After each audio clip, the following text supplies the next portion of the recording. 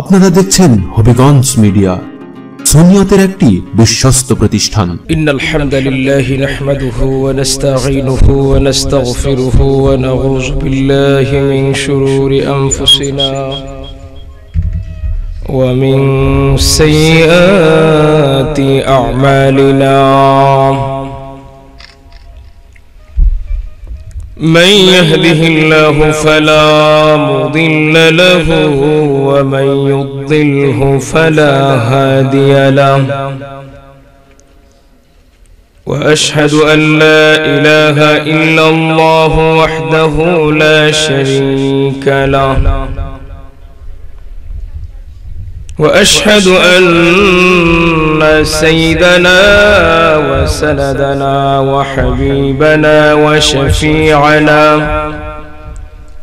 ومولانا محمدا عبده ورسوله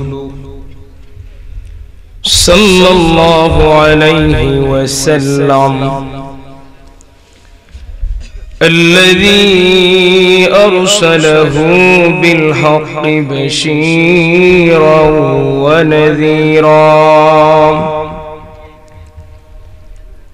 وداعيا إلى الله بإذنه وسراجا منيرا.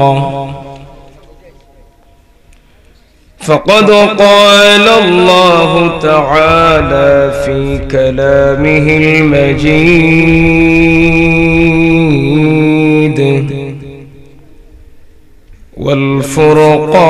والفرقان الحميد: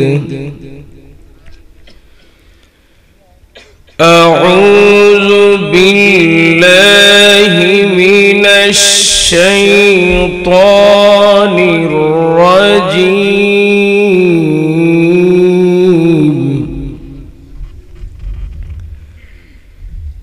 بسم الله الرحمن الرحيم.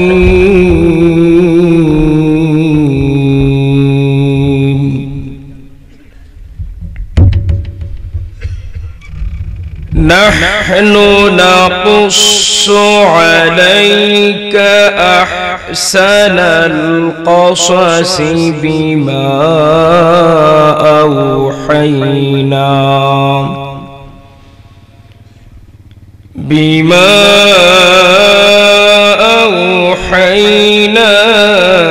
إليك هذا القرآن،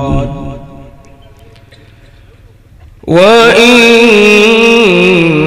كنت من قبله لمن الغافلين. في شان حبيبه مخبرا وآمرا: إن الله وملائكته يصلون على النبي يا أيها الذين آمنوا صلوا عليه وسلموا تسليما. সবাই জবান খুলে নবীর মহব্বতে পড়ি আল্লাহুম্মা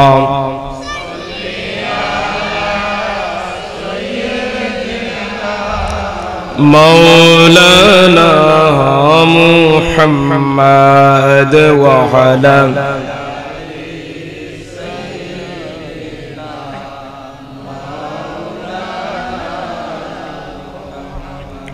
সম্মানিত হাজিরিন, এখন রাত বেশি না। مولانا محمد وعلى آل سيدنا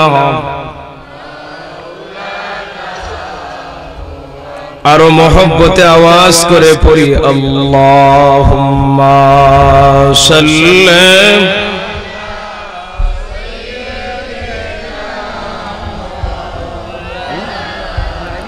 محمد وعلى آل سيدنا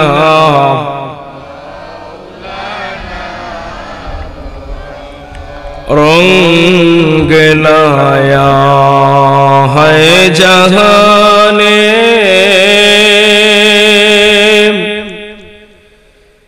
सईद अबरर से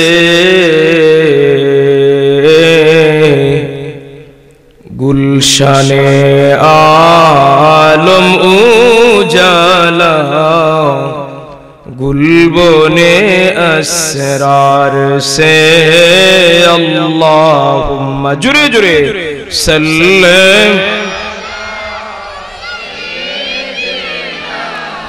मौलाना मुहम्मद व अला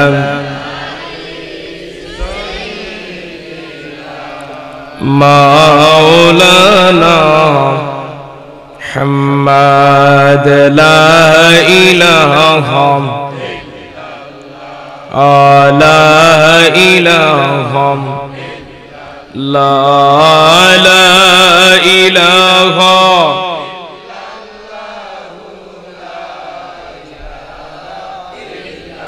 ला इलाहा इल्लल्लाह ला इलाहा हस्बी रब्बी जल्लल्लाह मा फी क़ल्बी गैरुल्लाह नूर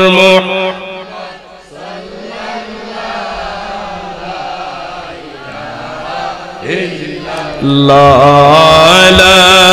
इलाहा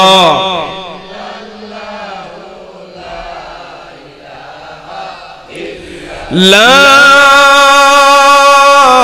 इलाहा इल्लल्लाह मुहम्मदुर रसूलुल्लाह सल्लल्लाहु अलैहि वसल्लम।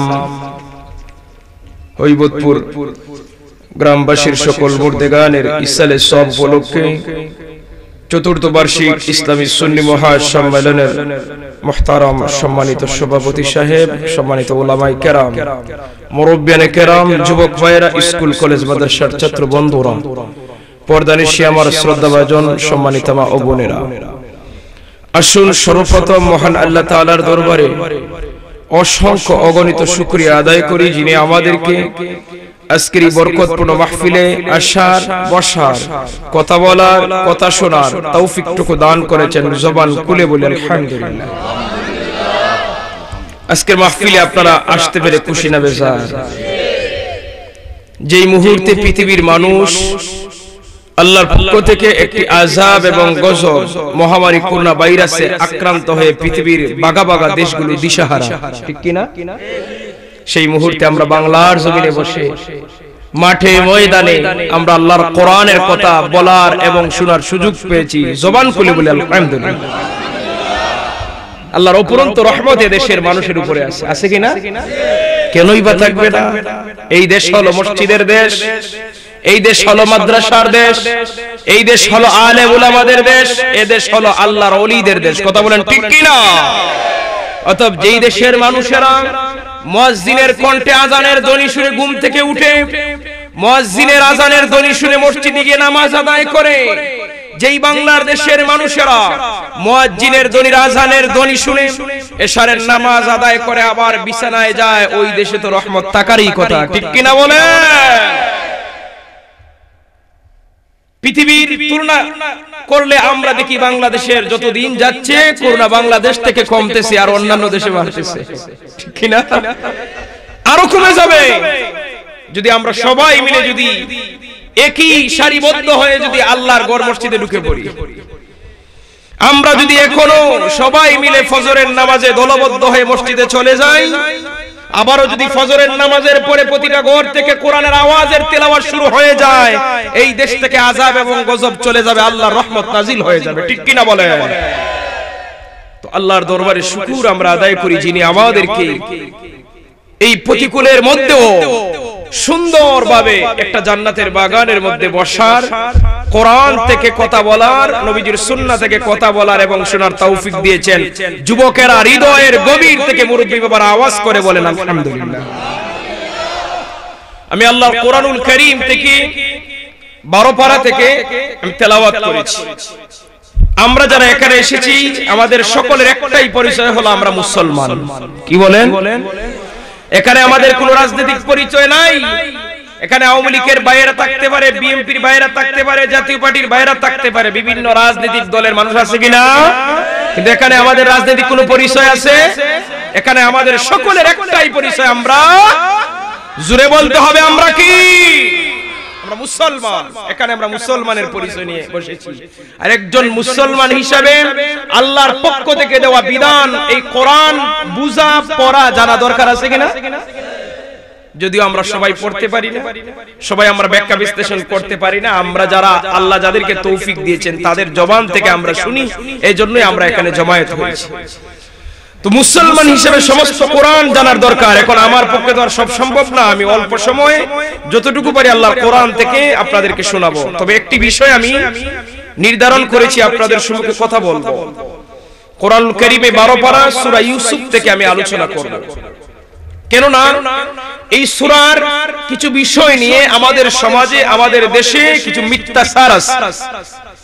ইউসুফ আলাইহিস সালাতু ওয়াস সালামের শানে কিছু মিথ্যাচার কথা আমাদের সমাজে, গ্রামে মানুষের কাছে আছে। কোরআন না বুঝার কারণে মানুষের ভুল বুঝতেছে। আজকে ইনশাআল্লাহ আমরা এই আলোচনা করার পরে আমাদের মধ্যে যদি ভুল থাকে আমরা ভুল থেকে বেরিয়ে আসবো বলি ইনশাআল্লাহ। আল্লাহ রাব্বুল আলামিন এই পৃথিবীর বুকে তার পেয়ারা নবীর উপর দীর্ঘ 23 বছরে আল্লাহর কোরআনুল কারীমের বিভিন্ন আয়াত, বিভিন্ন সূরা, বিভিন্ন ঘটনার পরিপ্রেক্ষিতে আল্লাহ রাব্বুল আলামিন তার নবীর উপর অবতীর্ণ করেছেন। দীর্ঘ 23 বছরে গোটা 30 পারা অবতীর্ণ করেছেন। কোরআনুল কারীমের মধ্যে একটা আয়াত নাই, একটা সূরা নাই যার পিছনে ঘটনা নাই। কোরআনুল কারীমের প্রতিটি আয়াত নাজিল হওয়ার পিছনে নিশ্চিতভাবে একটা কারণ আছে। কোরআনুল কারীমের প্রতিটি সূরার পিছনে একটা না একটা কারণ আল্লাহ রাব্বুল আলামিন দিয়েছেন। পৃথিবীতে ঘটনা ঘটেছে, আল্লাহ আয়াত দিয়ে সমাধান দিয়েছেন। যদিও আল্লাহ 1000 বছর আগে তার নবীর উপর নাজিল করেছেন, কিয়ামতের আগ পর্যন্ত সে বিধান কায়েম থাকবে, আর কোন নতুন কোন ধর্ম বা গ্রন্থ আসবে। আল্লাহ রাব্বুল আলামিন কোরআনুল কারীমের মধ্যে সূরা ইউসুফের মধ্যে বলেন, নাহনু নাকুসু আলাইকা আহসানাল কসাসি বিমা আওহাইনা ইলাইকা হাযাল কুরআন। আল্লাহ বলেন আমরা কোরআন আমি নাযিল করেছি, বিমা আওহাইনা ওহীর মাধ্যমে, হাযাল কুরআন, কোরআন আমি আপনার উপর অবতীর্ণ করেছি, আর সাথে আমি আপনার সম্মুখে বর্ণনা করেছি আহসানুল কাসাস, বিভিন্ন ঘটনা, বিভিন্ন বর্ণনা। শুধু বর্ণনা নয়, আহসানুল কাসাস বলা হয়। আহসান হলো ইসমে তাফজিলের সিগা, সবচেয়ে সুন্দর ঘটনা, সবচেয়ে সুন্দর কাহিনী, সবচেয়ে সুন্দর বর্ণনা আল্লাহ রাব্বুল আলামিন কোরআনুল কারীমের মধ্যে বলেছেন। সূরা ইউসুফকে বলি সুবহানাল্লাহ। আল্লাহ বিভিন্ন ঘটনা কোরআনে দিয়েছেন, তবে আল্লাহ বলেছেন কোরআনুল কারীমের মধ্যে সবচেয়ে শ্রেষ্ঠ ঘটনা, শ্রেষ্ঠ কিচ্ছা, শ্রেষ্ঠ কাহিনী, শ্রেষ্ঠ বর্ণনা হলো সূরা ইউসুফের ঘটনা। সুবহানাল্লাহ বলেন। আল্লাহ যদি বলেন এটা শ্রেষ্ঠ, এর চেয়ে আর শ্রেষ্ঠ পৃথিবীতে আর থাকতে পারে না। দেখি আমরা এটার মধ্যে কি শ্রেষ্ঠ ঘটনা আছে, শ্রেষ্ঠ কাহিনী আছে, সরাসরি কোরআন থেকে আমি আপনাদের সম্মুখে উপস্থাপন করতেছি। আল্লাহ রাব্বুল আলামিন তারপরে বলেন, ওয়া ইন কুনতু মিন ক্বাবলিহি লামিনাল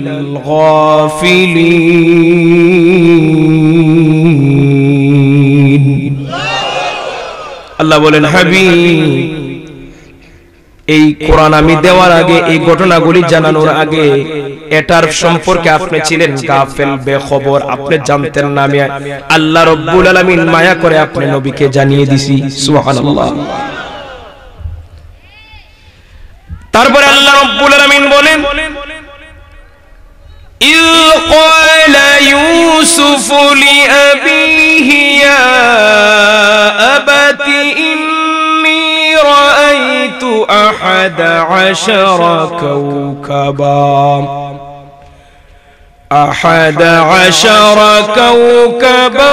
والشمس والقمر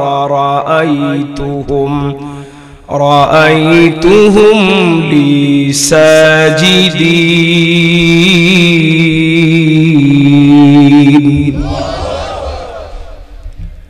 হযরত ইউসুফ নবী বলেন, ক্বালা ইজ যখন ক্বালা বললেন ইউসুফ নবী, লি আবিহি ইয়া আবাতি, হে আমার বাবা। ইউসুফ নবীর বাবার নাম হলো ইয়াকুব, ইয়াকুব নবীর বাবার নাম হলো ইসহাক, ইসহাক নবীর বাবার নাম হলো ইব্রাহিম। ইব্রাহিম আলাইহিস সালাতু ওয়াস সালামের দুইজন সন্তান, একজন ছিলেন ইসমাঈল আর একজন ছিলেন ইসহাক। ইসমাঈল আলাইহিস সালাতু ওয়াস সালামের বংশে হলেন আমাদের নবী, আর ইসহাক আলাইহিস সালাতু ওয়াস সালামের বংশে হলেন ইয়াকুব নবী। ইয়াকুব নবীর ছেলে ইউসুফ নবী। ইউসুফ নবীর পর থেকে ধারাবাহিকভাবে ৭০,০০০ নবী রাসূল আল্লাহ পাঠিয়েছেন, বলি সুবহানাল্লাহ। কিন্তু ডাল একটা ইব্রাহিম নবী, দুইটার শাখা গিয়ে ইব্রাহিম নবীর সাথে লাগছে। তো ইউসুফ নবী বলেন, হে আমার বাবা, মানে ইয়াকুব নবীকে বলতেছেন, হে আমার বাবা, ইন্নী নিশ্চয় আমি রাআইতু স্বপ্নে দেখেছি, আহাদা আশারা কাওকাবা 11টি তারকা। কতটি তারকা? আহাদা আশারা 11টি কাওকাবা তারকা।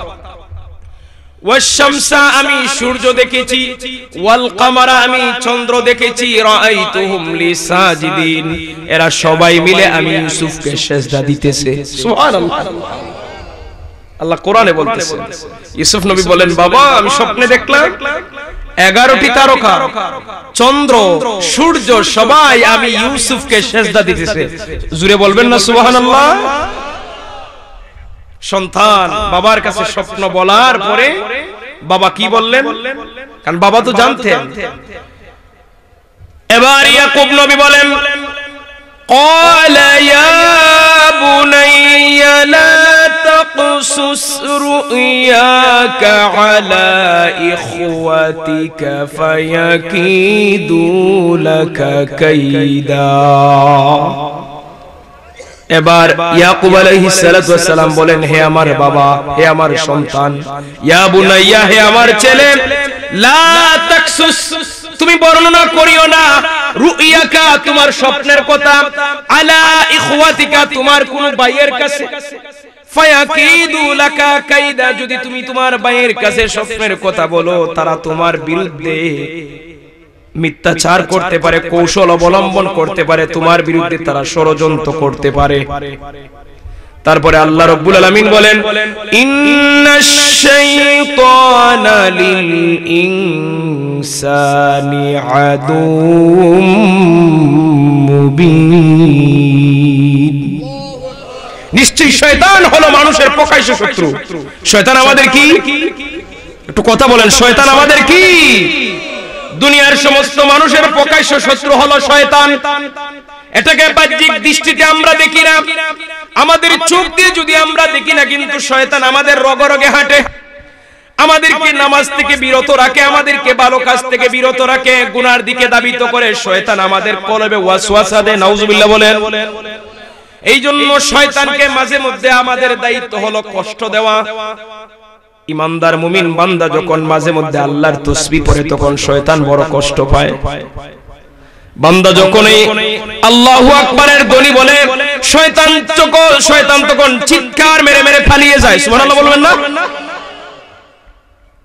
বেলাল রাদিয়াল্লাহু তাআলা আনহু মসজিদে নববীতে আযান দিতেন। আযানের প্রথম বাক্য কি? একটু কথা বলেন, আযানের প্রথম বাক্য কি? বেলাল আযান দিতেন, মানে প্রথম বাক্য আল্লাহু আকবার বলতেন, আর আল্লাহ রাসূল মুস্কি মুস্কি হাসতেন। সুবহানাল্লাহ। আপনাদের মনোযোগ আসেনি আমার দিকে? তো সাহাবায়ে কেরামদের ভিতরে কৌতূহল জাগলো, ইয়া রাসূলুল্লাহ, বেলালে আযান দিলে আপনি হাসেন কেন? তো আল্লাহ রাসূল বলেন, বেলাল যখন আল্লাহু আকবার বলে শয়তান তখন পালিয়ে যায়, আমি দেখে দেখে হাসি। আচ্ছা, শয়তান যদি পালিয়ে যায় আমরা দেখব, কিন্তু আল্লাহ রাসূল দেখতেন। সাহাবায়ে কেরামদের ভিতরে আরো কৌতূহল জাগলো, আল্লাহু আকবারের ধ্বনি শুনে শয়তান কত দূর যায়? আল্লাহ নবী বলেন, শয়তান বায়দা নামক জায়গায় চলে যায়। মদিনা থেকে অনেক দূরে বায়দা নামক একটা জায়গা আছে। সাহাবায়ে কেরামদের ভিতরে আরো কৌতূহল জাগলো, বেলালে যে জায়গা থেকে আযান দিছে ওই জায়গা থেকে বায়দার স্থানের মধ্যে দূরত্ব কতটুকু মাপ দিতে হবে। এবার মাপ দেওয়া হলো, বর্তমানে আমাদের আধুনিক হিসাব অনুযায়ী কিলোমিটার অনুযায়ী হয় 23 কিলোমিটার। খুশি হন না আপনারা? খুশি হলে তো জোরে সুবহানাল্লাহ বলতে হবে। এই যুবক ভাইরা আওয়াজ করে বলে সুবহানাল্লাহ। এটা কি বেলালে শুধু দিলেই যাবে, না দুনিয়ার ইমানদাররা আল্লাহু আকবার বলে শয়তান যাবে? আমরা পৃথিবীর যে কোন জায়গা থেকে বেলালের উত্তরসূরিরা যখনই আল্লাহু আকবার বলে শয়তান 23 কিলোমিটার পালিয়ে পালিয়ে যাবে। তাহলে জোরে বলি আল্লাহু আকবার, আর আওয়াজ করে বলি আল্লাহু আকবার। এই যে বলছেন শয়তান কেঁদে কেঁদে পালিয়ে গেছে। ইন্নাশ শাইতানা লিল ইনসানি আদুউম মুবিন, নিশ্চয়ই শয়তান মানুষের জন্য প্রকাশ্য শত্রু। অতএব শয়তান, আমরা কিছুক্ষণ পর পর শয়তানকে দৌড়াবো। রাজি আছেন? বলি ইনশাআল্লাহ। সম্মানিত হাজিরিন, ইয়াকুব নবী কেন তার সন্তানকে উপদেশ দিলেন, রে বাবা তুমি তোমার অন্য ভাইদেরকে বলিও না। ইয়াকুব আলাইহিস সালাতু ওয়াস সালামের স্ত্রী ছিলেন 2 জন। এক স্ত্রীর ঘরে 10 সন্তান, আর এক স্ত্রীর ঘরে 2 সন্তান। ইউসুফ আলাইহিস সালাতু ওয়াস সালাম আর ওনার আপন ভাইয়ের নাম হলো বানিয়ামিন। বিনিয়ামিন শব্দটা হলো বিনিয়ামিন। আর ওনার বড় স্ত্রীর ঘরে হলো 10 সন্তান, সৎ ভাই। ইয়াকুব আলাইহিস সালাতু ওয়াস সালাম ইউসুফ নবী পৃথিবীতে আসার আগে বড় টেনশনে ছিলেন যে আমার 10টা সন্তান, কিন্তু আমার উত্তরাধিকারী তো কাউকে আমি দেখতেছি না, আমার পরে যে এদের মধ্যে তো কোনো নবুয়তের আলামত আমি দেখি না। কিন্তু ইউসুফ নবী জন্ম নেওয়ার পরে ইয়াকুব নবী বুঝে গেলেন উনি পরবর্তীতে নবী হবেন। এজন্য ইয়াকুব আলাইহিস সালাতু ওয়াস সালাম ইউসুফ নবীকে বেশি ভালোবাসতেন। সুবহানাল্লাহ। সৎ ভাইয়ের একটু হিংসা করতেন। এজন্য ইয়াকুব নবী বলেন, তোমার স্বপ্নের কথা তোমার ভাইয়ের কাছে বলিও না, যদি বলে দেও তারা তোমার বিরুদ্ধে ষড়যন্ত্র করতে পারে। ইউসুফ নবী বলেন, বাবা ঠিক আছে, আপনি যেহেতু বলেছেন আমি বলবো না। কিন্তু ছোট মানুষ ছিলেন ইউসুফ, কম বয়সী ছিলেন, 7-8 বছর এরকম হবে। হঠাৎ করে ওনার ভাইদেরকে বলে দিয়েছেন, মনে করছেন ভাই তো আমার আপন ভাই, এরা শুনে তো আরো খুশি হবে, বলে দিয়েছেন। বলে দেওয়ার পরে এদের ভিতরে বাবা এমনি তারে বেশি আদর করে, এখন যে স্বপ্ন দেখছে বাবা তো আরো বেশি আদর করে। এই স্বপ্নের কথা বলে দেওয়ার পরে এবার 10 ভাই মিলে ষড়যন্ত্র শুরু করলো। দিন দিন যদি বাবা ইউসুফকে এইভাবে আদর করেন, তাহলে আমরা যে 10 ভাই আছি আমরা তো বাবার মায়া থেকে বঞ্চিত হয়ে যাচ্ছি। বাবার পূর্ণাঙ্গ মায়া যদি লাভ করতে হয়, যেভাবেই হোক বাবার কাছ থেকে ইউসুফকে দূরে সরিয়ে দিতে হবে। তারা ষড়যন্ত্র করলো। কি করলো? একটু কথা বলেন, কি করলো? ষড়যন্ত্র করলো। কি রকম ষড়যন্ত্র? তারা 10 ভাই গোপন একটা মিটিং করছে যে কি করা যায়, আগে গোপন পরামর্শ। তো তারা গোপন পরামর্শের মূল কথা কি ছিল আল্লাহ কোরআনে বলে দিয়েছেন। তারা গোপন বৈঠক করতেছে আর আল্লাহ কোরআনে উল্লেখ করে দিয়েছেন। সুবহানাল্লাহ বলেন। কারণ দুনিয়ার মানুষের চক্ষু আড়াল করে, দুনিয়ার মানুষকে লুকিয়ে অনেক কিছু করা যায়, কিন্তু আল্লাহর চক্ষু ফাঁকি দেওয়া যাবে না। তো তারা গোপনে বৈঠক করতেছে আর আল্লাহ ফাঁস করে দিয়েছেন। তারা গোপনে সিদ্ধান্ত নিল, اقتلوا يوسف أو اطرحوا أرضا يخل لكم وجه أبيكم وتكونوا من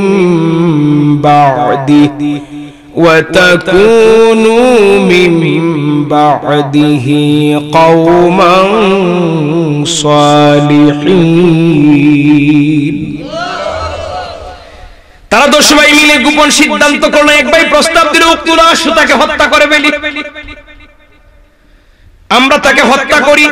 আরেক ভাই পরামর্শ দিলে আউইত্রাহুনা, তাকে কোনো অন্ধকার জায়গায় ফেলে আসি।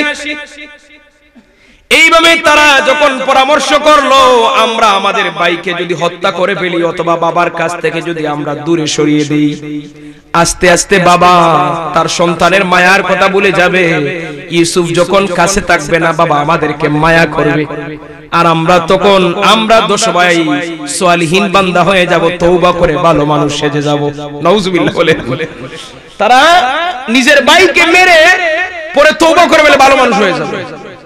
এরকম বহু ভালো মানুষ আমাদের সমাজে আছে, আছে না? কথা বলেন না, আছে কিনা? আছে। তারা এই পরামর্শ করে তারা সিদ্ধান্ত নিল বাবার কাছে কে কিভাবে কথা বলবে, কিভাবে উপস্থাপন করবে, এটা তার আগে ফাঁস করবে। তো 10 ভাই যখন এই রকম প্রস্তাব এক জায়গার মধ্যে বসলো, 10 ভাইয়ের মধ্যে বড় ভাইয়ের নাম ছিল ইয়াহুদা। 10 ভাইয়ের বড় ভাইয়ের নাম ইয়াহুদা, আর ওই ইয়াহুদা থেকেই পরবর্তী ইহুদি বংশধর, ওনার উত্তরাধিকারীরাই ইহুদি বংশধর। তো বড় ভাইয়ের একটু বুঝ থাকে আলাদা, প্রতিটা পরিবারের বড় ছেলে হোক মেয়ে হোক তার বুঝ একটু আলাদা থাকে, বাবার মতো জ্ঞান থাকে, কিছু না কিছু ধৈর্য থাকে। সব পরিবারে না হয়, বেশিরভাগ পরিবারে হয়। এবার বড় ভাই পরামর্শ দিল, قال قائل منهم لا تقتلوا يوسف وألقوه في غيابة الجب يلتقطه بعض السيارة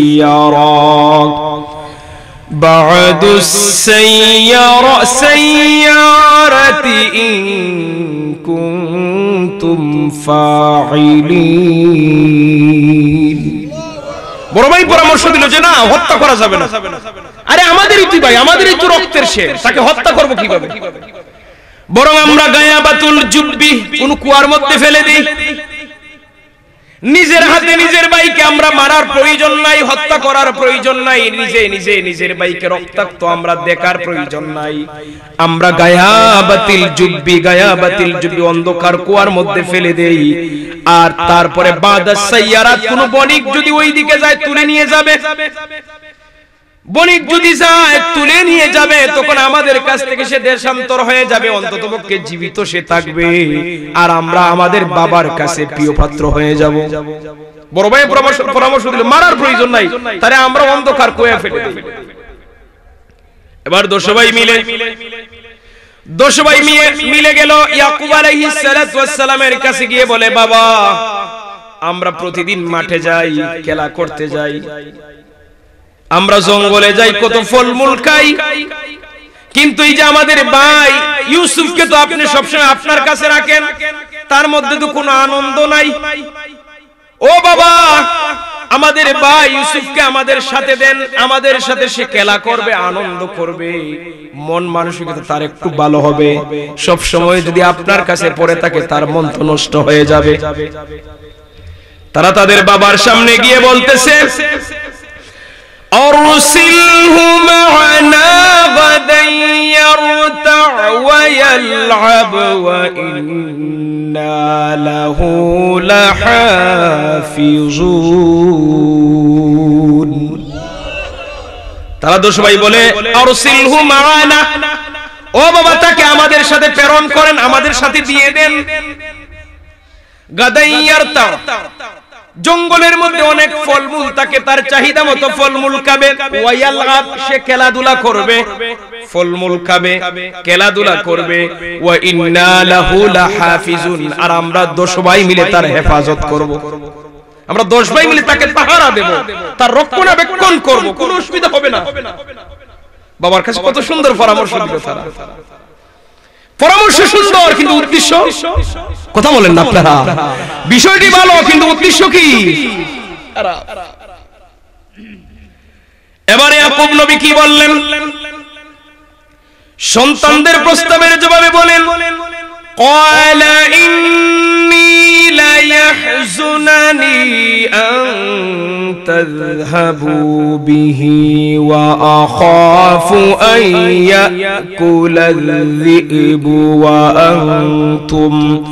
وأنتم عنه غافلون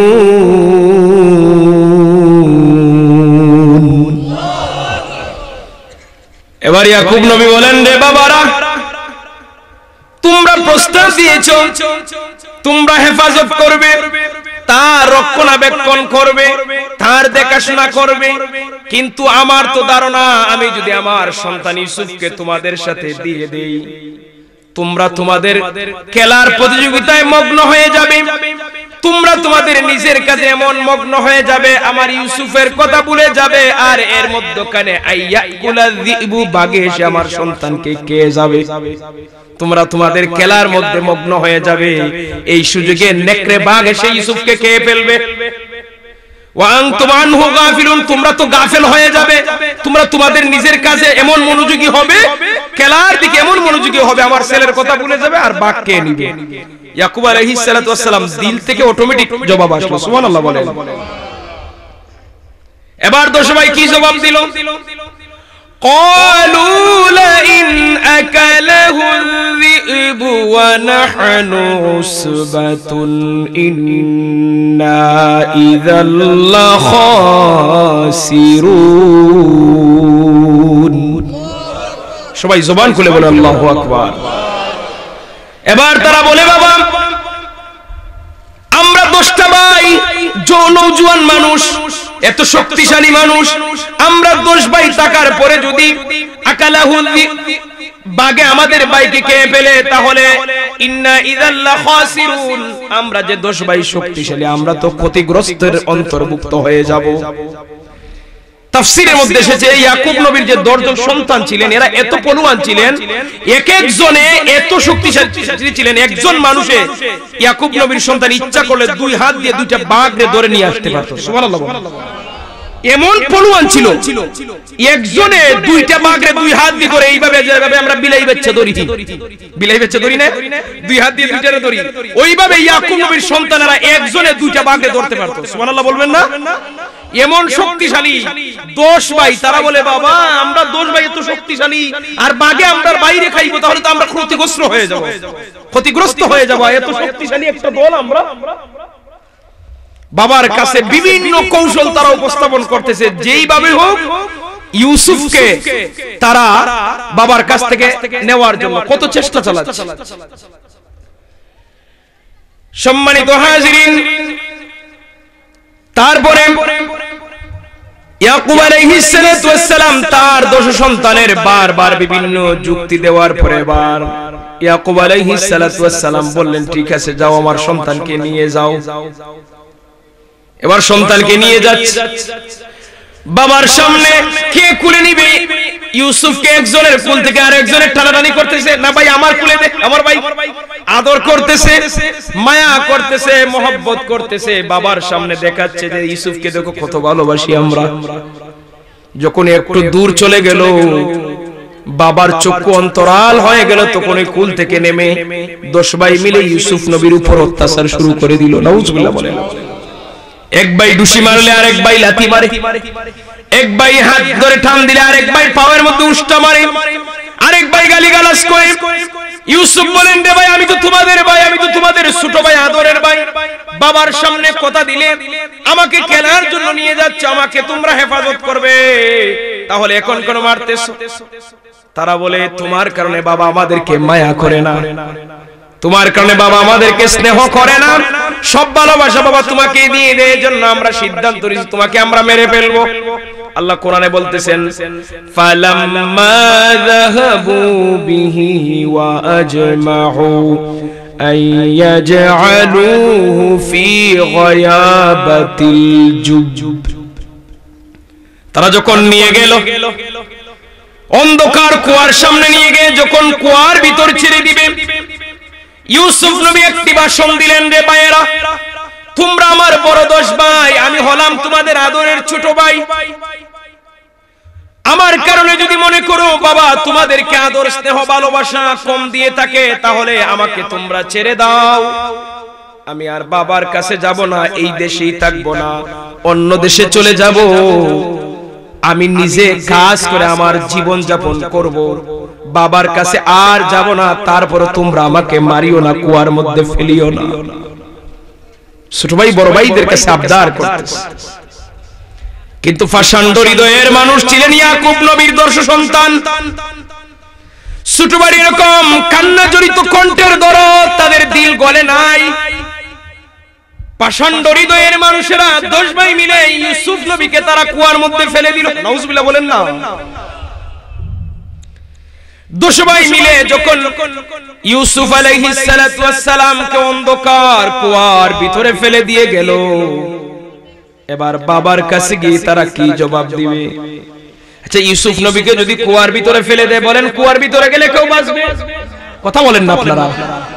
কুয়ার ভিতরে গেলে বাঁচবে না। কিন্তু ইউসুফ নবী যখনই কুয়ার ভিতরে পড়লেন, আল্লাহ রাব্বুল আলামিন জিবরাইল আমিনকে ডাক দিয়ে বলেন, জিবরাইল যাও, জলদি করে যাও, আমার বন্ধুকে তোমার নুরানি কুলের মধ্যে তুলে নাও।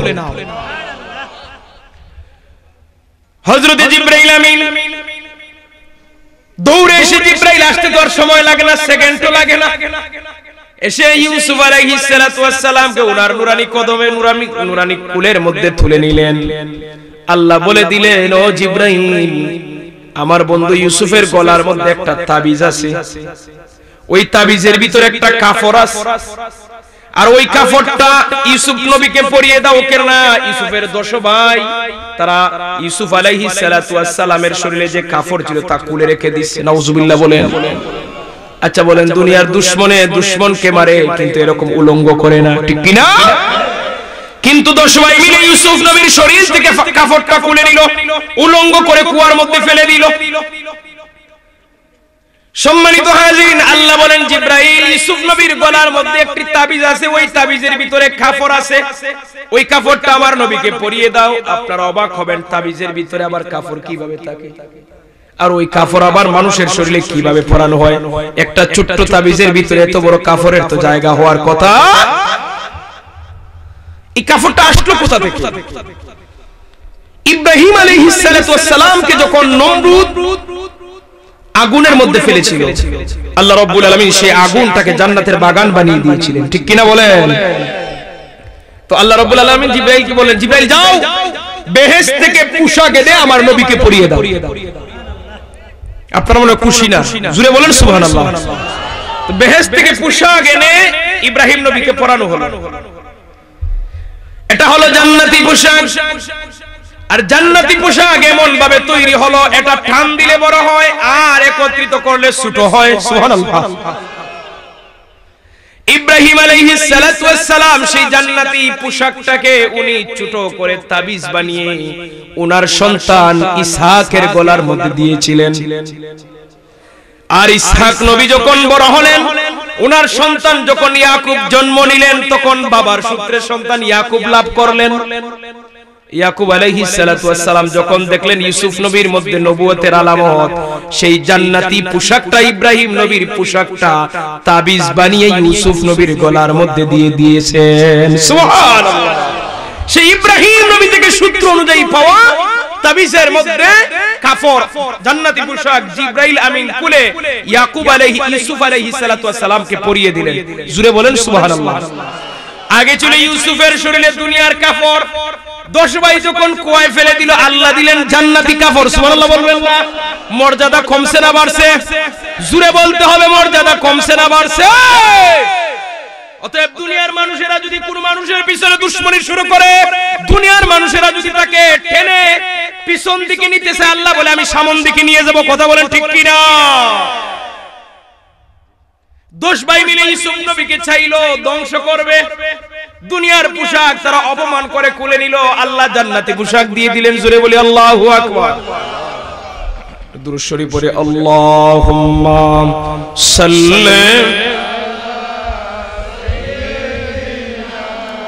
মাওলানা। অসুবিধা আছে আপনাদের? আমি গত রাত্রে দুটি মাহফিল করে, এই যে প্রজাতপুর লাস্টে মাহফিল করে রাত্রে 3টার সময় বাড়িতে গেছি। যাওয়ার পরে আর ঘুমাই নাই, ফজরের নামাজ পড়ে সাববাড়ি ফুলতুরিতে রওনা দিছি। সারাদিন প্রোগ্রাম করে ডাইরেক্ট এই সাববাড়ি থেকে আপনাদের কাছে আসছি, এখন পর্যন্ত ঘুম নাই, এভাবে চলতেছে। তো আমি আপনাদের সম্মুখে কোরআন থেকে কথা বলতেছি, আমার ক্লান্ত আছে কিনা আপনাদেরকে আমি বুঝতেও দিতেছি না, আমি আমার গতিতেই চলছে, এটা আল্লাহর দয়া। কিন্তু আপনারা তো ঘুমাচ্ছেন, রেস্ট করতেছেন, তারপর আপনাদের আওয়াজে বোঝা যাচ্ছে আপনারা 3 দিন ধরে কষ্ট করছেন। কিরে ভাই, রাসূলুল্লাহর উপর দরুদ পড়তে এত বাধা কেন? অসুবিধা আছে নি? একটু জবান খুলে না যুবক ভাইরা, আল্লাহুম্মা সাল্লি মাওলানা মুহাম্মাদ ওয়া আলা আলি সাইয়্যিদিনা।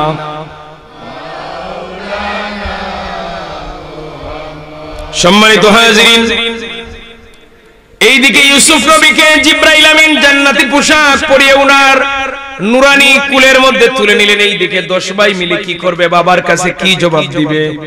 ইউসুফ নবীর জামার মধ্যে মিথ্যা রক্ত লাগিয়ে একটি বাঘকে তারা ধরে জবাই করে রক্ত লাগিয়ে বাবার কাছে নিয়ে আসছে, বাবার কাছে নিয়ে আসছে।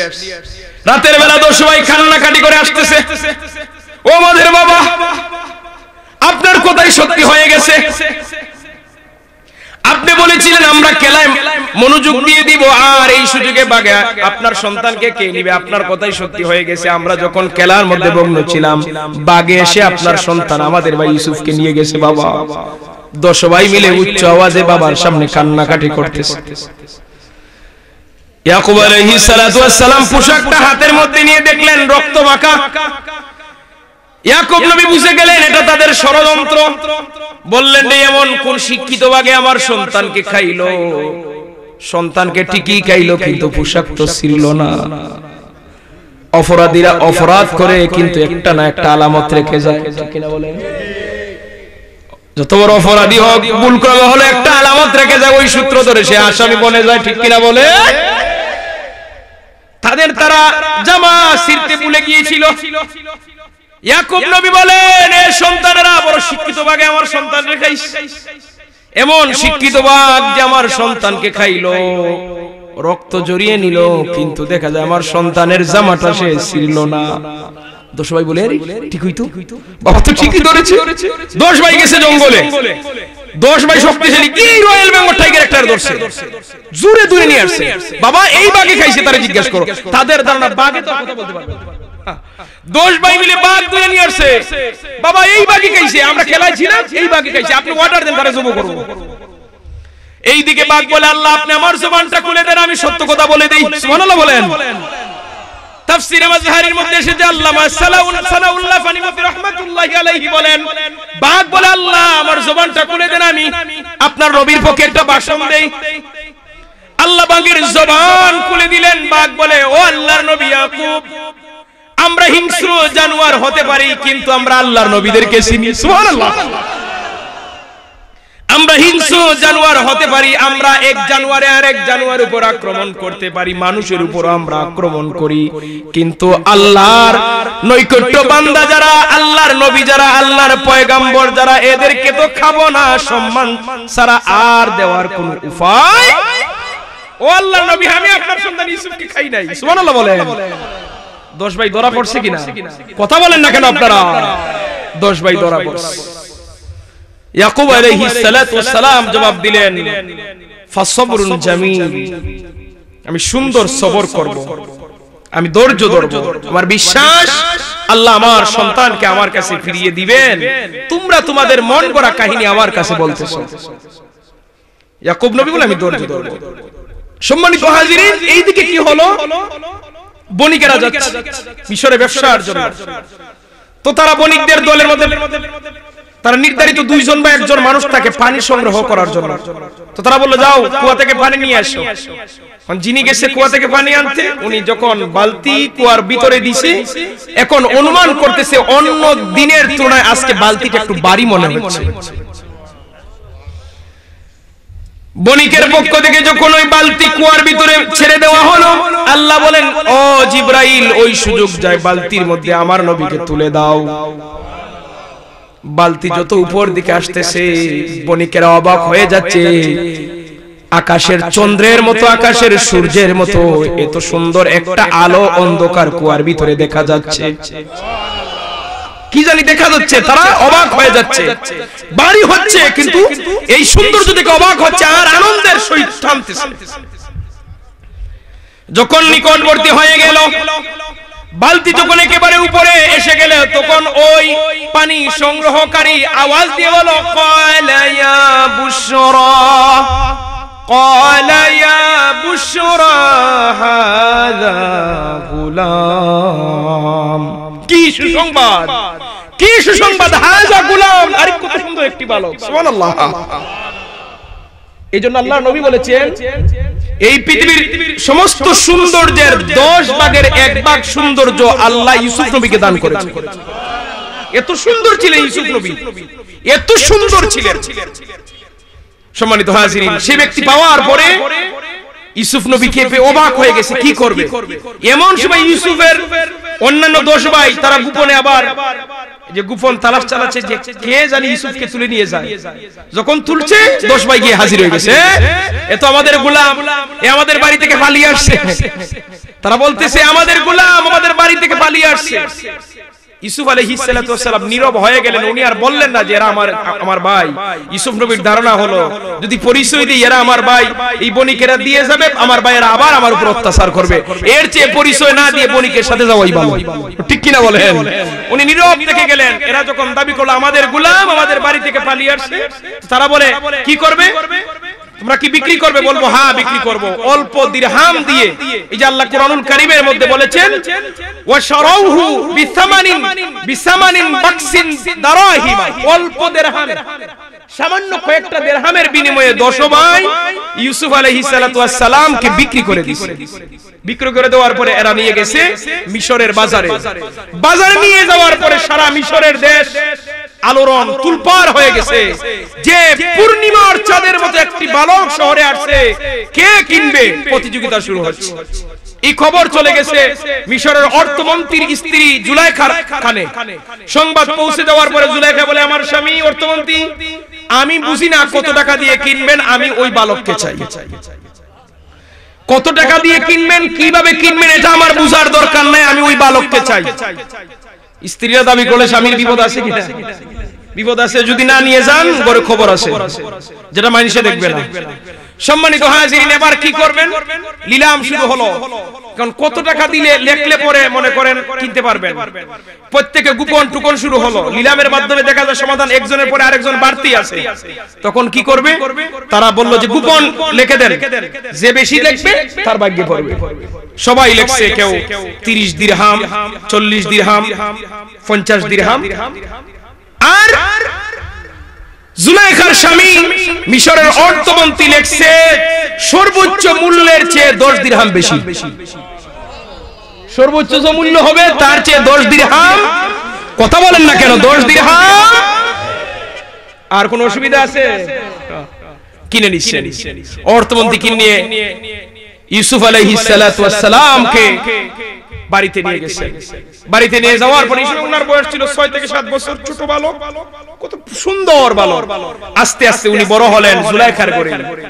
জুলাইখার ঘরে উনি আস্তে আস্তে বড় হতে লাগলেন, উপযুক্ত হতে লাগলেন। যখন উনি বালেগ হয়ে গেলেন, জুলাইখার নজর ইউসুফ আলাইহিস সালাতু ওয়াস সালামের দিকে পড়ে গেছে। জুলাইখার নজর ইউসুফ নবীর দিকে পড়ে গেছে, এত সুন্দর বালক। এবার জুলাইখা ইউসুফ আলাইহিস সালাতু ওয়াস সালামের দিকে যখন নজর পড়ে গেল, ইউসুফ নবীর প্রেমে জুলাইখা ধীরে ধীরে মগ্ন হয়ে গেল। আমাদের সমাজে একটা কথা চালু আছে, ইউসুফ জুলেখার পাগল ছিল, জুলেখা ইউসুফের পাগল ছিল। একটা মিথ্যা কথা। কেননা কোন নবী কোন মহিলার জন্য পাগল ছিলেন না। ঠিক কিনা বলেন? জুলেখা ইউসুফ নবীর জন্য পাগল ছিলেন, কিন্তু ইউসুফ নবী জুলেখার জন্য পাগল ছিলেন না। দুনিয়ার মানুষ, আমরা যারা সাধারণ মানুষ, আমাদেরকে আল্লাহ রাব্বুল আলামিন সৃষ্টি করেছেন মহিলাদের প্রতি আকৃষ্ট আমাদের আছে কিনা? কিন্তু আল্লাহর যত পয়গাম্বর যত নবী রাসূল এই পৃথিবীর বুকে এসেছেন, কোন নবী কোন মহিলার জন্য পাগল ছিলেন না, কারণ নবীগণের খারাপ নফসটাকে আল্লাহ বন্ধ করে দিয়েছেন। নবীগণের দিল সব সময় ভালো ছাড়া আর কিছুই চাইতো না। সুবহানাল্লাহ। অতএব যারা বলে ইউসুফ নবী জুলাইখার জন্য পাগল ছিলেন, একটা টাটকা মিথ্যা কথা। কথা বলেন ঠিক কি না? জুলাইখা পাগল ছিলেন, নবী পাগল নয়। নবীর তো প্রেমের প্রয়োজন ছিল না।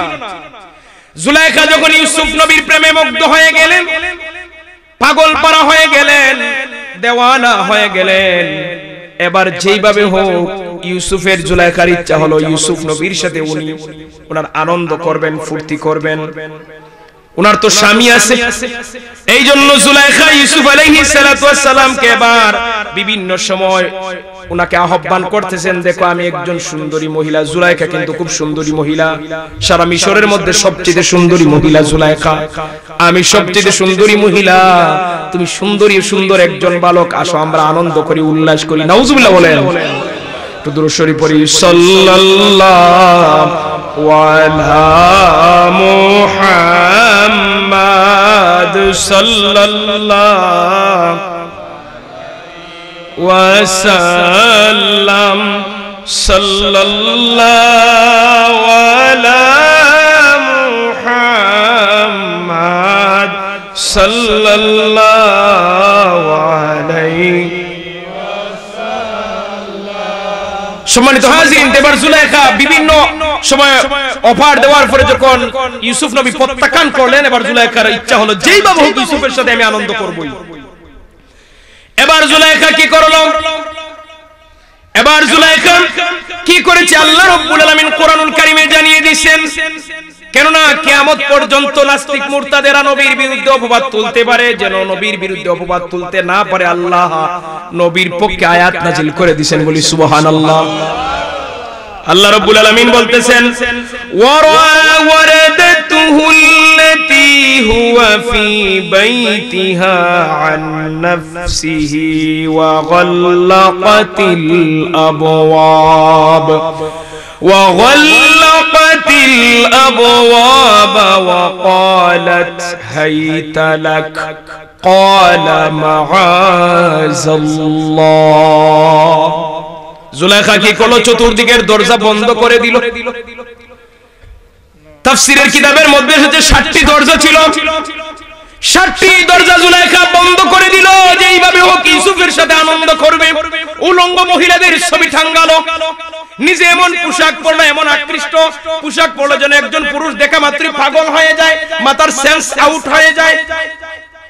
এই রকম অবস্থা করার পরে যখন ইউসুফ নবীর দিকে ধাবিত হলো, ইউসুফ নবী বলেন, ক্বালা মাআযাল্লাহ, আমি আল্লাহর নিকট আশ্রয় চাই। সুবহানাল্লাহ বলেন। কার নিকট আশ্রয় চাইলেন? বিপদের সময় আমরা কার কাছে সাহায্য চাইবো? ইউসুফ নবী আল্লাহর কাছে চাইলেন। ক্বালা মাআযাল্লাহ, তিনি বলেন আমি আল্লাহর নিকট আশ্রয় চাই, আল্লাহর নিকট পানা চাই। ইউসুফ নবী নিজেকে রক্ষা করার জন্য এবার দৌড় দিলেন দরজার দিকে।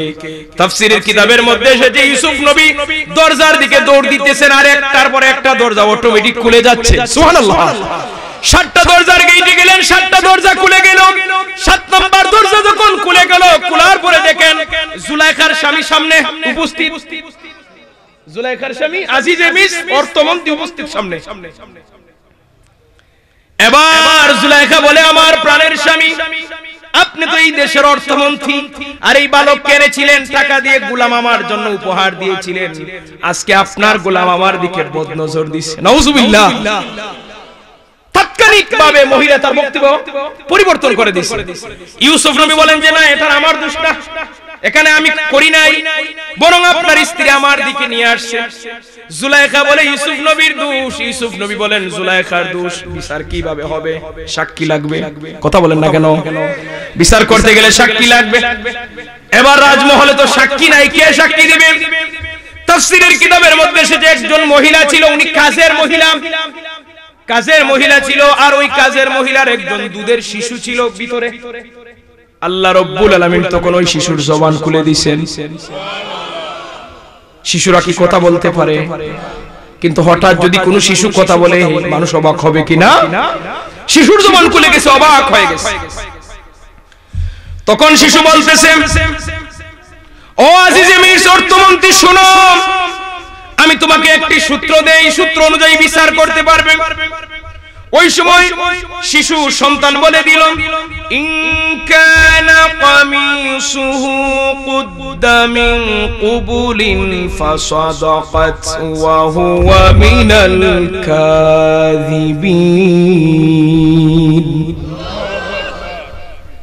ওই সময় শিশু বলার পরে শিশু বলে, ও অর্থমন্ত্রী, তুমি যদি দেখো ইউসুফের জামার সামন দিকে সিরা, কোন দিকে?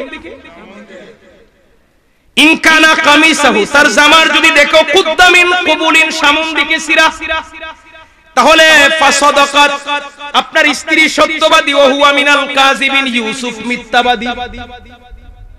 এরপরে ওই শিশু বাচ্চা বলতেছে, ওয়া ইন কানা কামিসুহু কুদ্দা মিন দুবুরিন ফাকাযাবাত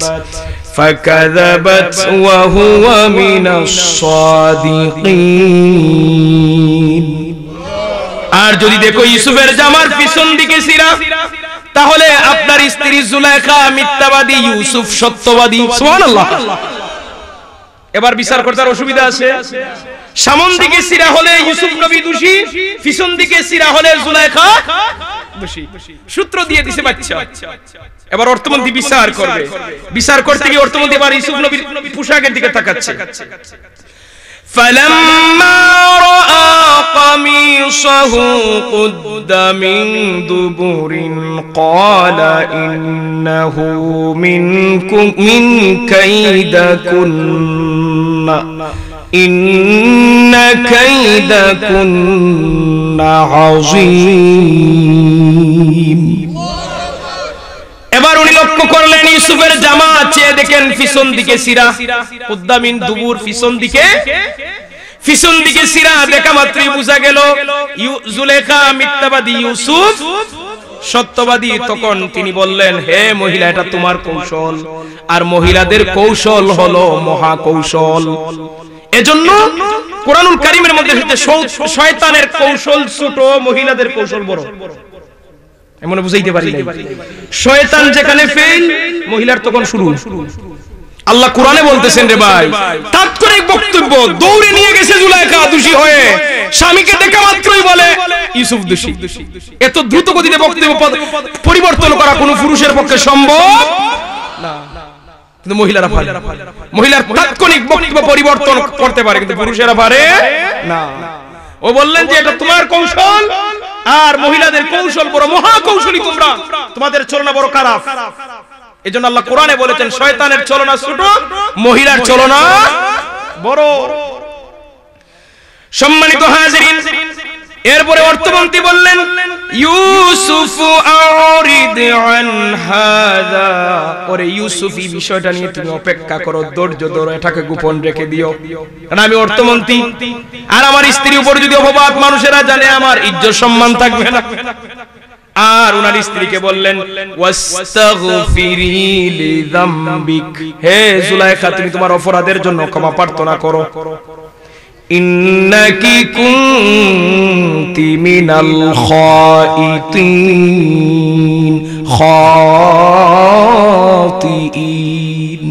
তুমি নিশ্চয়ই অপরাধী, তুমি দোষী। এটা তোমারই চলনা, তোমারই কৌশল, তোমারই অপরাধ। অতএব তুমি তোমার অপরাধের জন্য লজ্জিত হও, ক্ষমা প্রার্থনা করো আল্লাহর কাছে। কার কাছে? সম্মানিত হাজিরিন, এই কথা যখন আস্তে আস্তে মহিলার সংবাদ কিন্তু দ্রুত গতিতে ছড়ায়, ঠিক কিনা বলেন? টেলিভিশনের সংবাদের চাইতে মহিলাদের সংবাদ আগে যায়। আস্তে আস্তে আন্দার মহলে যখন শুরু হলো, সারা দেশের মহিলারা জেনে গেল জুলাইখা তার বালকের প্রেমে পাগল হয়ে গেছে। সম্মানিত হাজিরিন, এই কথা শোনা মাত্র জুলাইখার দিলে আঘাত লাগলো। আমি কোন বালকের পাগল হয়েছি তোমরা তো দেখো নাই। উনি দাওয়াত দিলেন, শহরের যত মহিলারা ছিল সমস্ত মহিলাদেরকে ওনার রাজ দরবারে দাওয়াত দিয়েছেন। অর্থমন্ত্রীর স্ত্রী দাওয়াত দিলে যাবে কিনা? কথা বলেন না কেন আপনারা? আরে বালক খাবার তো অন্তত পক্ষে হবে। অর্থ মন্ত্রণালয়ে ওনার স্ত্রী দাওয়াত দিছে, দোনাট্য মহিলারা সবাই গেছে। জুলাইখা প্রত্যেকের হাতে একটা করে আপেল দিলেন, একটি করে চাবুক ছুরি দিলেন, যেন তারা তাদের ছুরি দিয়ে কেটে কেটে আপেল খাইতে পারে। প্রত্যেক মহিলার হাতে যখন ছুরি আর আপেল দিলেন, এমন সময় জুলাইখা তার দাসীদেরকে ইশারা করলেন, তোমরা ইউসুফকে তাকে সামনে নিয়ে আসো। ইউসুফ আলাইহিস সালাতু ওয়াস সালামকে যখন তারা সামনে নিয়ে আসলেন, ওই সব আগত মহিলারা তারা আপেল কাটতে কাটতে তাদের নিজেদের আঙ্গুল কেটে ফেলেছে, তারা অনুভবই করতে পারে না। সুবহানাল্লাহ। ইউসুফ নবী এমন সুন্দর ছিলেন, এমন সুন্দর ছিলেন, সৌন্দর্যের প্রেমে পাগল হয়ে তারা আঙ্গুল কেটে ফেলেছে। তারা বলে, ইন হাযা ইল্লা মালাকুন কারীম, এটা তো মানুষ না, এটা তো ফেরেশতা। সুবহানাল্লাহ। আরে এত সুন্দর মানুষ হতে পারেনি। মহিলারা জবাব দিল কি জানেন, যে হাযা বাশারা, এটা তো মানুষ না, ইন হাযা ইল্লা মালাকুন কারীম, শুধু ফেরেশতা না, সম্মানিত ফেরেশতা হবে না, কারণ এত সুন্দর কোন মানুষ হতে পারে। এই আয়াতের ব্যাখ্যায় মুফাসসিরিনে কেরাম বলেন, মায়েশা সিদ্দিকা রাদিয়াল্লাহু তাআলা আনহা বর্ণনা করেন, ইউসুফ নবীকে যে দেখে যেই সব মহিলারা তাদের আঙ্গুল কেটে ফেলেছিল, ওই সব মহিলারা যদি আমার স্বামী মুহাম্মাদুর রাসূলুল্লাহ সাল্লাল্লাহু আলাইহি ওয়াসাল্লামকে দেখতো, তাদের কলিজা কেটে ফেলতো, তারপর অনুভব করতে পারতো না।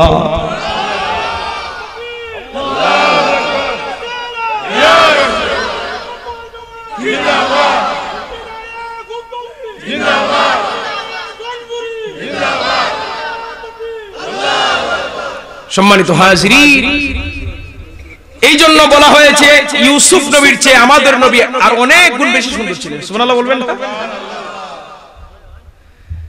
এবার ইউসুফ নবী মনে মনে ধারণা করলেন, এইভাবে 2 দিন যাবে, মহিলারা আসবে, দেখবে, এই যন্ত্রণার কয়দিন সহ্য করা যায়।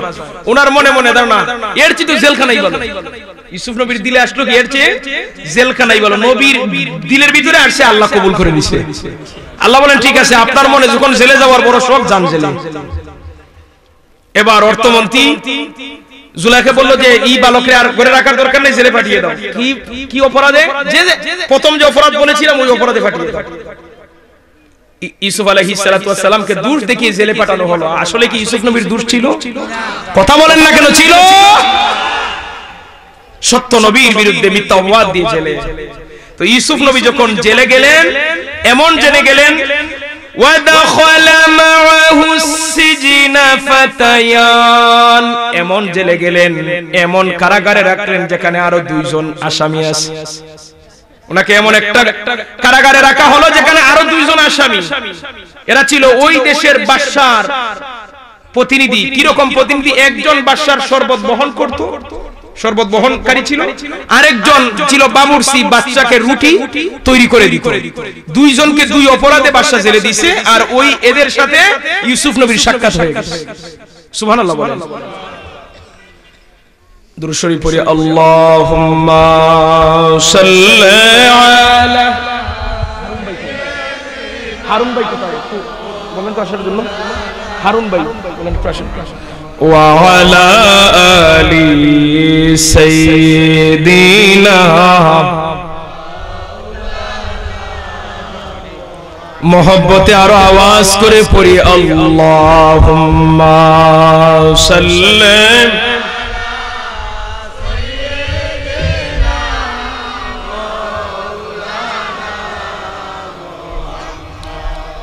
وعلى آل سيدنا।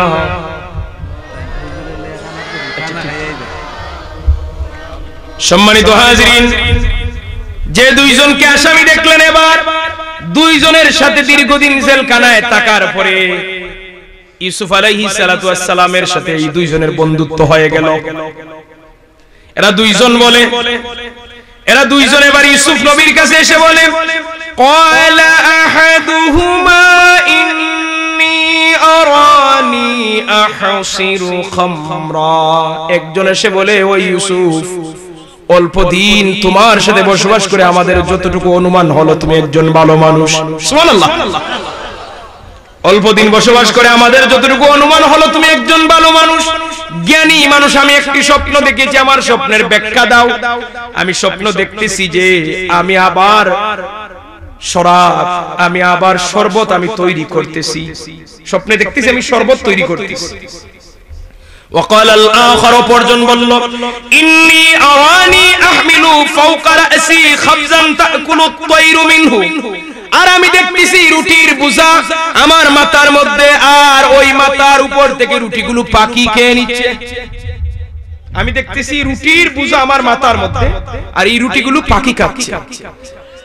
আপনি দয়া করে আমাদের কি স্বপ্নের ব্যাখ্যা দেন। ইউসুফ আলাইহিস সালাতু ওয়াস সালাম স্বপ্নের ব্যাখ্যা না দিয়ে তাদেরকে এখন ইসলামের দাওয়াত দিতেছেন। সুবহানাল্লাহ বলেন। নবীদের বৈশিষ্ট্য হলো সুযোগ পাইলে আল্লাহর পরিচয় দাও, সুযোগ পাইলে দাওয়াত দাও। অনেক সময় বয়ান পেশ করার পরে তারা বলেন, ও ভাই আমাদের সাথী, আমরা চাইছি স্বপ্নের ব্যাখ্যা, আমরা দাওয়াতের কথা বলতেছি না, আমাদের স্বপ্নের ব্যাখ্যা দেন। ইউসুফ আলাইহিস সালাতু ওয়াস সালাম এবার তাদের দুইজনের স্বপ্নের ব্যাখ্যা দিয়ে বলতেছেন, ইয়া সাহিবাইস সিজনি আম্মা আহাদুকুমা ফায়াসকি রাব্বাহু খামরা। তোমাদের মধ্যে যিনি স্বপ্নে দেখেছে যে সে শরবত তৈরি করতেছে, সে অচিরেই জেল থেকে মুক্তি পাবে আর আবার বাদশার শরবত বহনকারী হিসেবে নিয়োগ পাবে। উনি ব্যাখ্যা দিলেন। এরপরে বলতেছেন, ওয়া আম্মাল আখারু ফায়ুসলাবু ফায়াকুলু তায়রু মির রাসি, আর অপরজন যিনি স্বপ্ন দেখলেন রুটির স্বপ্নের কথা, তাকে ফাঁসির কাস্টে ঝুলানো হবে আর তার মাথার মগজগুলো পাখি খেয়ে নিবে। নাউজুবিল্লাহ বলেন। একটু দুরূদ শরীফ পড়ি। সাল্লাল্লাহু তাহলে আলোচনা ঠিক আছে। ওয়াসাল্লাম সাল্লাল্লাহু, আচ্ছা ঠিক আছে, সাল্লাল্লাহু আলাইহি ওয়াসাল্লাম। মুহতারাম হাজিরিন, আসলে মাহফিল তো মধ্যরাত্রি, আমি যদি মধ্যরাত্রি করে নিছি 11:38 বেজে গেছে, এর মধ্যে আরেকজন অতিথি আছেন, বিশেষ অতিথি, উনি এসে গেছেন, খাওয়া দাওয়া আসেন, খাওয়া দাওয়া করে উনি চলে আসবেন। এই আলোচনা আমি পূর্ণাঙ্গভাবে শেষ করতে পারবো না, তবে সংক্ষেপে আপনাদেরকে ফিনিশিং দিয়ে যাই, না হয়তো আফসোস করবেন যে হুজুর শেষ দিল না। কি বলেন আপনারা? দুইজনের মধ্যে দ্বিতীয় জনের উনি রায় দিলেন, ব্যাখ্যা দিলেন যে দ্বিতীয় জনকে ফাঁসি দেওয়া হবে, তার মাথার মগজ পাখি খাবে। দেখা গেল কিছুদিনের ভিতরেই একজনের শরবত বহন করে নিয়োগ পাইল, আর একজনের ফাঁসি দেওয়া হলো, তার মাথার মগজ ঠিকই পাখি খেয়েছে। সম্মানিত হাজিরিন, দুইজন যখন মুক্তি পেয়ে গেছে, যিনি শরবত বহনকারী নিয়োগ পেয়েছেন, উনাকে ইউসুফ নবী বলেছিলেন, ভাই বাদশার কাছে গেলে আমার কথাটা বলিও। বাদশার কাছে গেলে কি বলিও? আল্লাহর ইচ্ছা ছিল ইউসুফ নবীকে অল্প দিন জেলের ভিতরে রাখবেন, মুক্তি দিয়ে দিবেন, কিন্তু ইউসুফ নবী একজন সাধারণ মানুষের কাছে সুপারিশ চাওয়ার কারণে আল্লাহ রাব্বুল আলামিন ইউসুফ নবীকে 7 বছর জেলে রাখলেন। কেন? একজন সাধারণ মানুষের কাছে উনি সাহায্য চাইলেন, এজন্য আল্লাহ নবীকে কষ্ট দিলেন, পরীক্ষা দিলেন। কিছুদিন পরে ওই দেশের বাদশা, আমি আর আয়াত না পরে সহজে বলে দিচ্ছি, ওই দেশের বাদশা স্বপ্নে দেখলো, সে স্বপ্নে দেখলো যে 7টি হালকা গরু আর 7টি তাজা গরু, 7টি হালকা গরু 7টা তাজা গরুকে খেয়ে নিছে। আর দেখলো 7টা দানের শীষ, বড় সবুজ রঙের, খুব বেশি দান, আর 7টা শীষ দেখলো যেটার মধ্যে কোনো দান নাই। এই স্বপ্ন দেখার পরে তার সভা ডাকলো, মন্ত্রী পরিষদদেরকে ডাকে বলে, হে আমার মন্ত্রী পরিষদরা, তোমরা তাড়াতাড়ি এটার ব্যাখ্যা দাও। তারা বলল, এটা আপনার কাল্পনিক স্বপ্ন হতে পারে, এটার কোনো ব্যাখ্যা নাই। তখন ওই জেল থেকে মুক্তি পাওয়া শরবত বহনকারী বলে, বাদশা আমার কাছে একজন মানুষ আছে যে এটার ব্যাখ্যা দিতে পারে। বলে তাড়াতাড়ি যাও। বলে সে জেলে? কই যাও না জেলে তুমি। ওই ব্যক্তি জেলে গেল, গিয়ে বলে, ভাই ইউসুফ, ও ভাই ইউসুফ, তুমি তাড়াতাড়ি বাদশার স্বপ্নের ব্যাখ্যা দাও। ইউসুফ নবী ব্যাখ্যা দিলেন, তোমার বাদশাকে বলে দিও আগামী 7 বছর এই দেশের মধ্যে ফসল খুব বেশি হবে। কি হবে? ফসল খুব বেশি হবে। তোমার বাদশাকে বলে দিও সে যেন অল্প অল্প খাবার বিতরণ করে, বেশিরভাগ যেন সেটা গোডাউনের মধ্যে জমা রাখে। পরের 7 বছর একটানা দুর্ভিক্ষ হবে, কোনো ফসল আদি হবে না, তখন যেন সেই গোডাউন থেকে মানুষদের মধ্যে বিতরণ করে। স্বপ্নের ব্যাখ্যা দেওয়ার পরে বাদশা অত্যন্ত খুশি, চমৎকার ব্যাখ্যা, সবার পছন্দ হয়ে গেছে। এবার বাদশা হলো এই ব্যাখ্যা যে দিছে তারে তাড়াতাড়ি জেল থেকে নিয়ে আসো, তারে আমি মুক্তি দিয়ে দিই। এবার ইউসুফ নবীর কাছে যখন যাওয়া হলো, ইউসুফ নবী বলেন যে না, বাদশাকে গিয়ে বলো কোন অপরাধে আমি জেলে 7 বছর কাটাইছি, আমার অপরাধটা বলো। সুবহানাল্লাহ বলবেন না? এবার বাদশার কাছে আসার পরে বাদশা ওই সব মহিলাদের কাছে গেল, জুলাইখার কাছে গেল, ওই সব মহিলাদের কাছে গেল যারা যাদের আঙ্গুল কেটেছিল, যে তোমরা ইউসুফ সম্পর্কে কি জানো? তারা বলে সে তো মানুষ না, সে তো একজন ফেরেশতার মতো, তার কোনো অপরাধ না। ওই দিন জুলাইখা বলে আসলে ইউসুফের কোনো দোষ ছিল না, যত দোষ ছিল আমার। সুবহানাল্লাহ বলবেন না? এবার বাদশা বলে তাড়াতাড়ি ইউসুফকে সম্মানের সহিত জেলখানা থেকে মুক্তি দাও। জেলখানা থেকে বের করা হলো। আর বাদশা বলে আজকের পর থেকে সারা মিশরের মধ্যে সবচেয়ে কোনো সম্মানী যদি কোনো মানুষ থাকে তাহলে আপনি। সুবহানাল্লাহ। ইউসুফ নবী পূর্ণাঙ্গ অপরাধ থেকে মুক্ত হয়ে জেল থেকে বের হলেন, আর অপরাধী যারা এরা ধরা পড়ে গেলেন। সম্মানিত হাজিরিন, এবার বাদশার ইচ্ছা হলো আমি আপনাকে আমার প্রধান সহচর বানাবো। কি বানাবো? প্রধান সহচর বানাবো। কিন্তু ইউসুফ নবী মানলেন না। ইউসুফ নবী বলেন যে না, আমাকে অর্থমন্ত্রী বানান। কি বানান? অর্থমন্ত্রী বানান। বলবেন তো উনি কেন চেয়ে নিলেন এত বড় পদ? যেই সমাজের মধ্যে আপনার যোগ্যতা সম্পর্কে কেউ জানে না, ওই সমাজে আপনার যোগ্যতা প্রকাশ করতে পারবে, কারণ আপনাকে তো তারা চিনে না। যেমন আমি ছোট উদাহরণ দিয়ে বলি, ঢাকায় যখন আমরা সফরে যাই, একদিন সফরে গেছি তো ফজরের নামাজ পড়বো আমরা 10-15 জন মানুষ। এখন কে নামাজ পড়াবে? একজন মুরব্বী হঠাৎ করে বলে উঠলো আমাদের মধ্যে কেউ আলেম আছেন কিনা। এখন আমি চিন্তা করলাম যদি আমি না বলি কে নামাজ পড়াবে, ভুল কেরাত হতে পারে। তাই আমি বললাম এখানে আমি আলিম আছি, বলেন যে আপনি নামাজ পড়ান। আমি নামাজ পড়াইলাম, সবাই নামাজ পড়ে নিল। ওই জায়গায় যেহেতু আমাকে কেউ চিনে না, এই জন্য আমার পরিচয় আমি দিছি, এটা শরীয়তে জায়েজ আছে। তো ইউসুফ নবী বলেন আমি এটার যোগ্য, আমাকে অর্থমন্ত্রী বানান। বাদশা খুশি মনে অর্থমন্ত্রী দিয়ে দিল। সুবহানাল্লাহ বলবেন না? কেন দিল? এর কিছুদিন আগে অর্থমন্ত্রী মারা গিয়েছিল, অর্থমন্ত্রীর পোস্ট খালি ছিল, এজন্য ইউসুফ নবীকে অর্থমন্ত্রী দিল। ইউসুফ নবী অর্থমন্ত্রীর আসনে বসে 7 বছর এত ফসল হলো, ইউসুফ নবী গোডাউনে জমা রাখলেন। সংক্ষেপে বলে দিচ্ছি, গোডাউনে জমা করার পরে পরের 7 বছর দুর্ভিক্ষ শুরু হয়ে গেছে। এবার বিতরণ শুরু হলো। ওই ইউসুফ আলাইহিস সালামের 10 ভাই ইয়ামেন দেশ থেকে আসলেন মাল নেওয়ার জন্য। সুবহানাল্লাহ বলেন। ইউসুফ নবী দেখেই চিনে ফেলছেন, কিন্তু তারা চিনে না। ইউসুফ নবী তো ছোট ছিলেন, এখন বড় হয়ে গেছেন, তারা চিনতে পারে নাই। এবার ইউসুফ নবী বলেন তোমরা কয় ভাই, তোমাদের পরিচয় কি? তারা বলে আমরা হলাম 12 ভাই, আমরা এক মায়ের সন্তান 10 ভাই, আর আমাদের সৎ ভাই হলো 2 জন, একজন মারা গেছে আর একজন বাড়িতে আছে। আসলে কি মারা গেছে?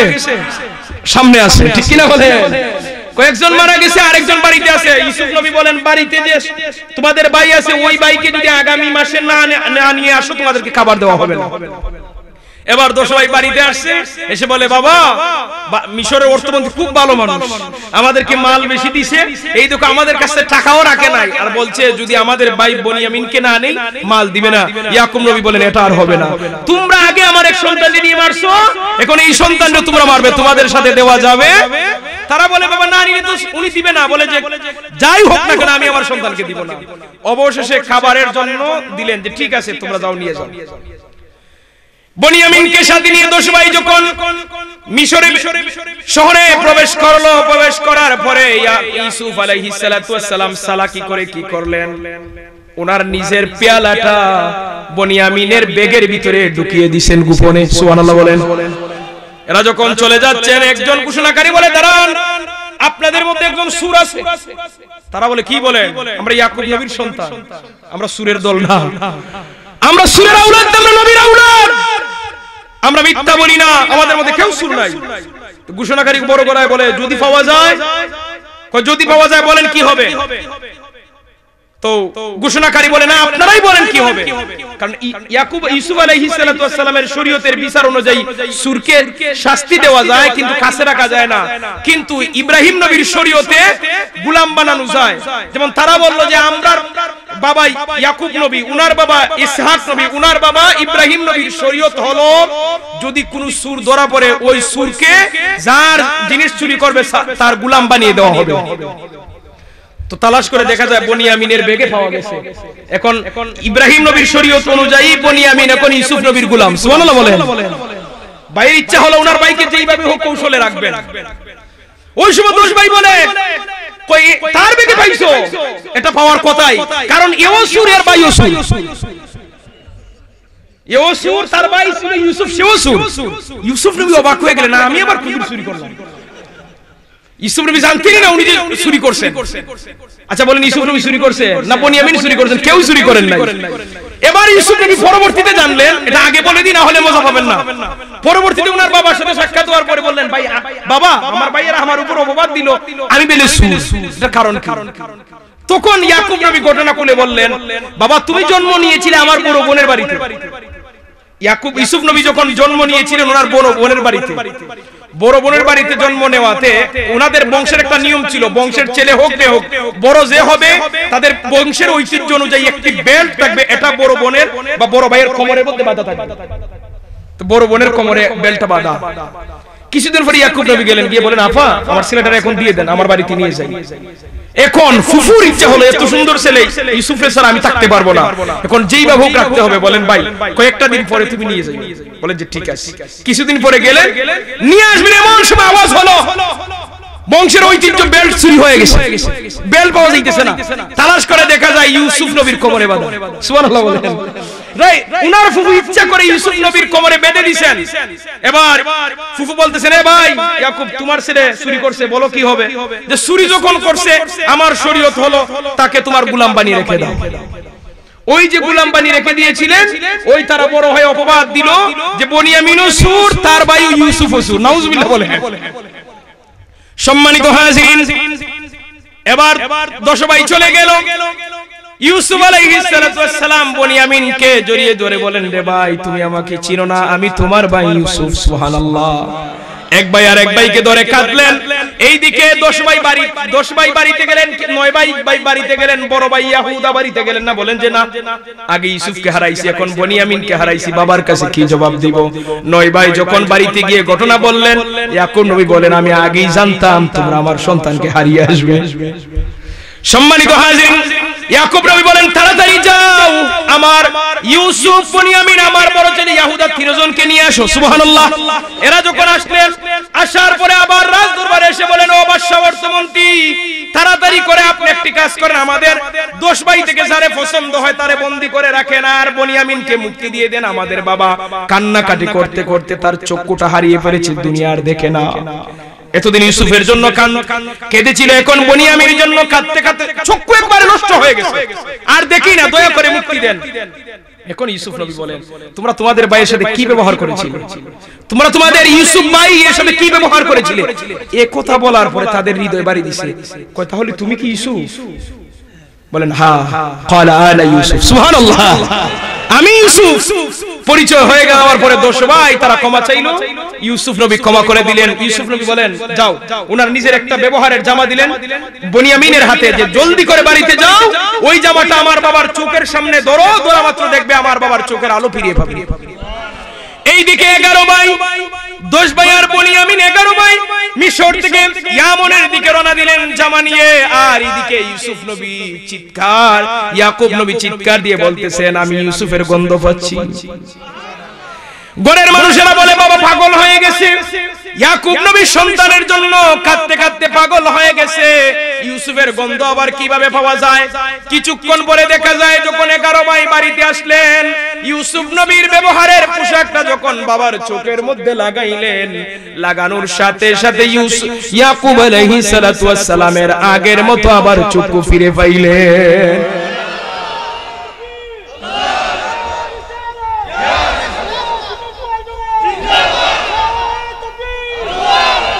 সম্মানিত হাজিরিন, এবার ইউসুফ নবী বললেন, মা বাবা ভাই বোন সবাইকে নিয়ে আমার কাছে নিয়ে আসো।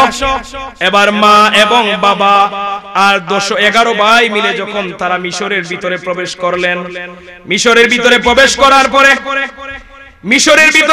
করার পরে তখন ইউসুফ নবীর শরীয়ত ছিল, তারা ওই সময় সেজদা দেওয়া জায়েজ ছিল। ওই সময় সেজদা দেওয়া জায়েজ ছিল। মা বাবা 11 ভাই তারা সেজদা দিলেন। কি দিলেন? কথা বলেন না কেন? সেজদা দিলেন।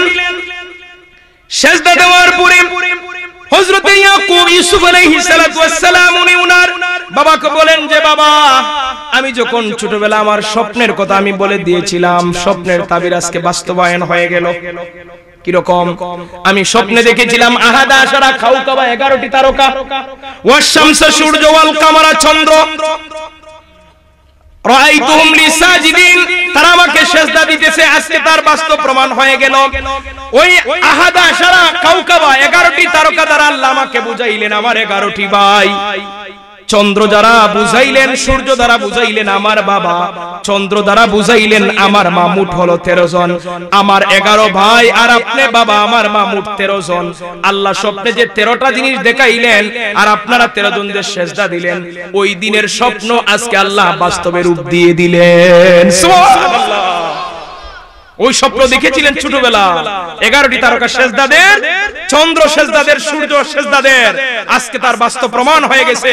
11 ভাইয়ের সিজদা দেওয়া মানে হলো 11টি তারকা, বাবায় সিজদা দেওয়া মানে হলো সূর্য, মা সিজদা দেওয়ার মানে হলো চন্দ্র। আওয়াজ করে বলেন সুবহানাল্লাহ। বর্তমানে কি সিজদা দেওয়া জায়েজ? কথা বলেন জায়েজ? সিজদা দিব কাকে? জোরে বলতে হবে কাকে? আল্লাহ ছাড়া আর কাউকে সিজদা দেওয়া যাবে? আমরার দেশে অনেক মানুষ আছে বন্ড ফিরের পায়ে সিজদা দেয়, আছে কিনা? মাজারে গিয়ে সিজদা দেয়, আছে কিনা? এই সব বন্ডামি আমাদেরকে ছাড়তে হবে। কথা বলেন ঠিক কিনা?